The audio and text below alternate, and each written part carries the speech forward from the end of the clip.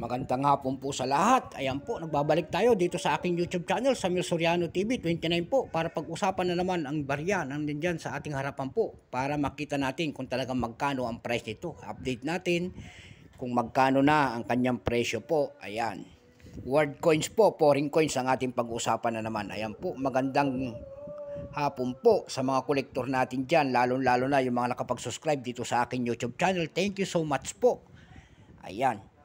At doon naman po sa mga hindi pa nakapag-subscribe, pwede naman po makisuyo, pakipindot naman po ang notification bell. Ayan po, subscribe para ma-update po kayo doon sa mga latest ko pang gagawin mga video po. Ayan.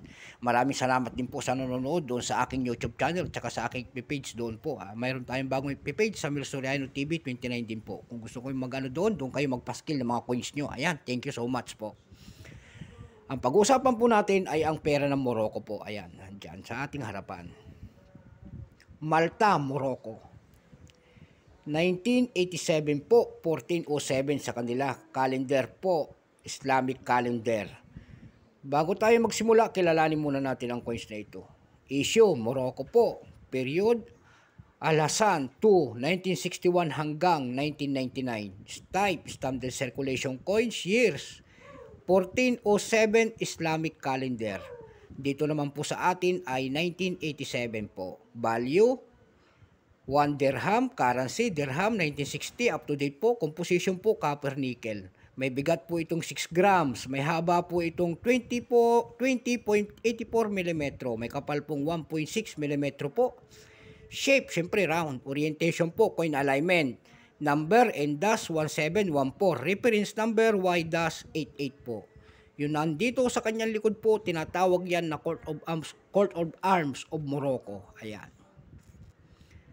1407 at saka 1987 po. Ayan.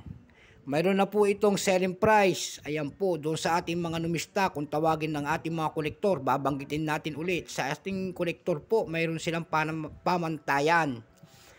May tinatawag silang good, very good, fine, extra fine. Ayan po.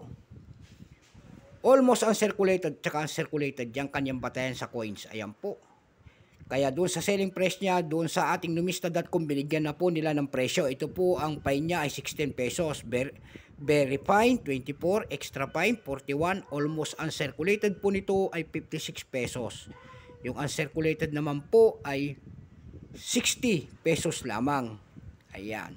Wala pa pong mintage kung ilang piraso ang ginawa ng Morocco nito. Wala rin percentage. Ayan po, blanco lahat. Ayan. Walang percent, walang mintage kung ilang piraso. Tanging presyo lamang ng numista. Kaya dumako tayo doon sa ating numista.com para matignan kung magkano ba talaga ang kanyang selling price na ibinebenta doon. Nakita tayo doon ng nagbebenta sa numista.com po ng $5. Mayroon din nagbebenta po doon ng $1.49. Mayroon din $1.59. Ayan po.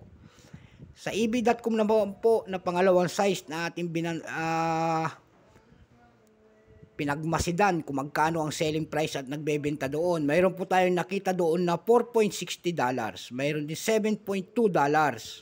$7.11 at saka isang $3.80. Ayan po ang aking nakasiyasat po na kanyang presyo. Ayan ang kanyang presyo. So hanggang dito na lamang po. Sana, ayan, kung may mga coins kayo, nakuha nyo ang kanyang price. Ayan po. So hanggang dito na lamang po ang ating talakayan sa hapong ito.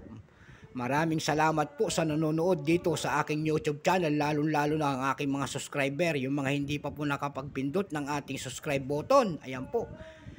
Pakisuyo lang po, pakipindot naman po ang ating notification bell kung gusto nyo mga ganitong topic po about coins. Hanggang dito na lamang po. Keep safe po sa lahat. Bye-bye.